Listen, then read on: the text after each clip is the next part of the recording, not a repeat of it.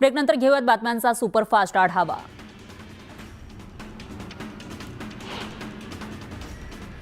पुण्यातील पिंपरी चिंचवडमधील वाहतूक कोंडी सोडवण्यासाठी उपाययोजना करा। 100 दिवसात उपाययोजना दिसल्या पाहिजेत अशा सूचना अजित पवारांनी दिल्या। नवी मुंबईतील धक्कादायक प्रकार समोर आला आहे। केवळ 1000 फी थकीत असल्याने एका 5 वर्षाच्या मुलाला शाळेमध्ये कोंडून ठेवल्याची घटना घडली आहे। या प्रकरणी मुलाच्या पालकांनी पोलिसात गुन्हा दाखल केला। नवी मुंबईतील बेलापूर कौटुंबिक न्यायालयामध्ये सुकून सेंटरचं उद्घाटन करण्यात आलं। घटस्फोटाआधी दुरावा कमी करून घटस्फोटाचं प्रमाण कमी करण्यासाठी या सुकून सेंटरमध्ये मार्गदर्शन केलं जाईल। पुजारी आणि पौरोहित्य करणाऱ्यांसाठी सरकारी प्रमाणपत्र असलेला अभ्यासक्रम असावा। या संदर्भात परशुराम आर्थिक विकास महामंडळाचे अध्यक्ष आशिष दामले यांनी मागणी केली आहे।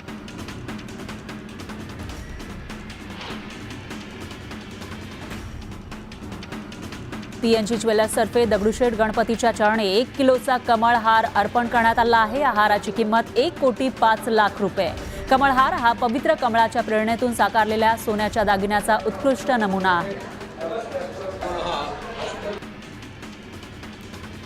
गणेश जयंतीनिमित्त पुण्यातील श्रीमंत दगडूशेठ गणपती मंदिर भाविकांनी गजबजला। मंदिराला आकर्षक फुलांची सजावट करण्यात आली। दगडूशेठ गणपतीला सोन्याचा अलंकार परिधान करण्यात आला। रत्नागिरी जिल्ह्यातील खेड शहरातील श्री सिद्धिविनायक मंदिरासमोर माघी गणेशोत्सवानिमित्त खेडमधील रोटरी स्कूलच्या 100 विद्यार्थ्यांनी अथर्व शीर्षाचं पठण केलं।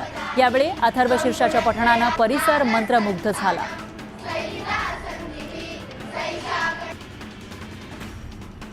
सिंधुदुर्गमध्ये पालकमंत्री नितेश राणेंच्या हस्ते गाळ उपसा मोहिमेचा शुभारंभ करण्यात आला। पावसाळ्यामध्ये नदी नाल्यांना पूर आल्यामुळे अनेक गावांचा संपर्क तुटतो। यावर उपाय म्हणून ही योजना हाती घेण्यात आली आहे। रायगड जिल्ह्यातील म्हसळा तालुक्यामध्ये असणाऱ्या ग्रामीण रुग्णालयामध्ये 5 बेड असलेल्या डायलिसिस सेंटरचं मंत्री अदिती तटकरे यांच्या हस्ते उद्घाटन करण्यात आलं। यावेळी राज्यामध्ये 400 पेक्षा जास्त डायलिसिस सेंटर उघडण्याचं सरकारचं लक्ष्य आहे।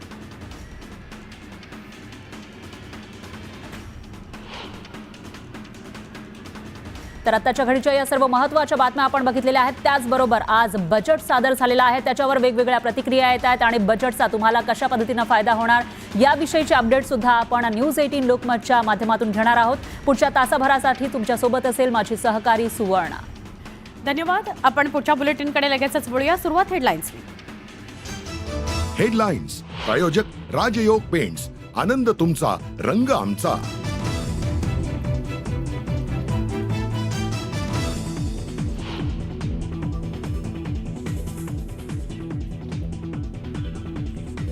नव्या कररचनेअंतर्गत 12 लाख रुपयापर्यंतच्या उत्पन्नावर कोणताही कर नाही। अर्थमंत्री निर्मला सीतारमण यांची मोठी घोषणा।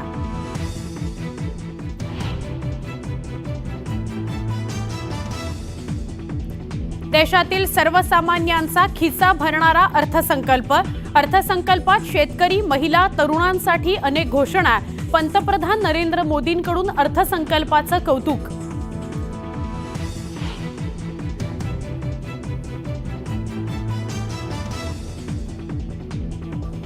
संसदेत पुढील आठवड्यात आणणार नवीन आयकर विधेयक। उत्सुकता वाढली। आयकर विधेयकात काय असणार याकडे लक्ष।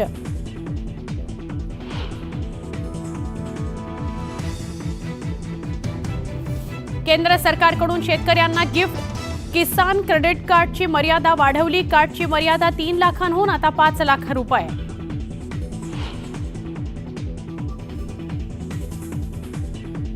अर्थसंकल्पात शिक्षण क्षेत्राकरता मोठी तरतूद। देशात 3 AI सेंटर्सची उभारणी करणार, तर पुढील 5 वर्षात मध्ये जागा वाढवण्याचं लक्ष्य।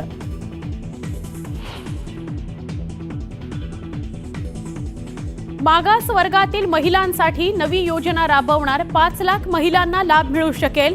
निर्मला सीतारमण यांची माहिती।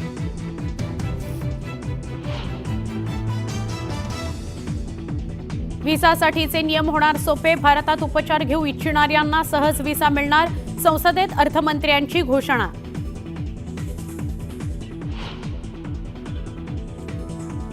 मध्यमवर्गीयांसाठीचं हे ड्रीम बजेट। महाराष्ट्राला बजेटमधून मोठा निधी मिळणार, तर शेतकऱ्यांच्या उत्पन्न वाढीसाठी सर्वाधिक तरतूद।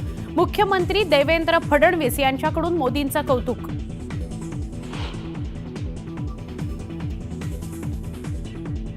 मोबाईल, इलेक्ट्रिक वाहनं, टीव्हीचे पार्ट्स, औषधं, देशांतर्गत निर्माण केलेले कपडे झाले स्वस्त, जनतेला मोठा दिलासा.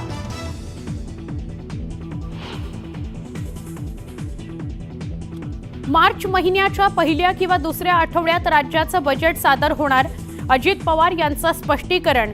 लाडक्या बहिणींचा विचार करून बजेट सादर करणार असल्याचं केलं नमूद.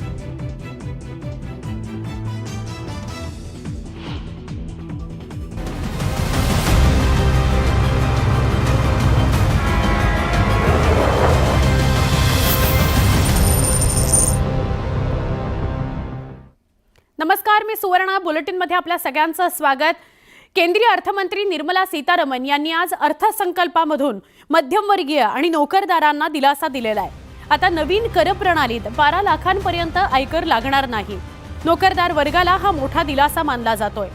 15 ते 20 लाखांच्या उत्पन्नात 15% सवलत देण्यात आली आहे, तर 20 ते 25 लाखांपर्यंत 25% कर सवलत देण्यात आली आहे. त्यामुळे नोकरदार वर्गाला हा मोठा दिलासा मानला जातोय.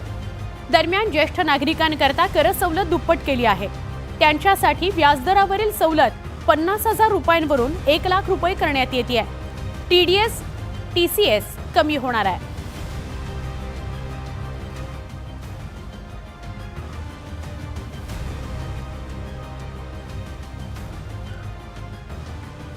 नवीन कररचना कशी असेल त्यावर आपण एक नजर टाकूया. नवीन कररचना कशी येते बघा. नवीन कररचना 0 ते 4 लाखापर्यंत तुमचं उत्पन्न असेल तर 0% कर म्हणजेच कर नाही. 4 ते 8 लाखापर्यंत उत्पन्न तुमचं असेल तर 5% कर बसेल. 8 ते 12 लाखापर्यंत उत्पन्न असेल तर 10% कर. 12 ते 16 लाखापर्यंत जर उत्पन्न असेल तर 15%.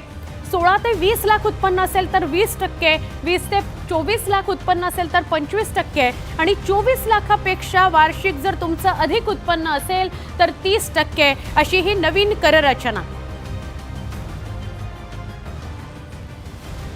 आता आपण बघूया नवीन कररचना आणि जुनी कररचना यातला फरक काय आहे.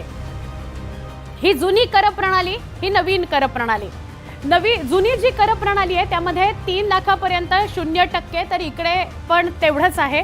3 ते 7 लाखापर्यंत 5%, तर 4 ते 8 लाखापर्यंत 5% आणि हेच 15 लाखापेक्षा अधिक असेल तर 30% होतं. आता मात्र 24 लाखापेक्षा अधिक असेल तर 30%.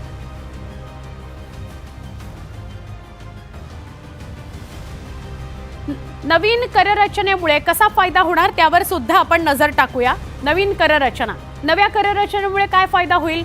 उत्पन्न जर 8 लाख असेल तर कर लागणार नाही, 30,000 रुपये फायदा होईल. 9 लाख असेल तर 40,000 फायदा होईल. 10 लाख असेल तर 50,000 फायदा होईल. तसंच जर 12 लाख उत्पन्न असेल तर 80,000 फायदा होणार आहे.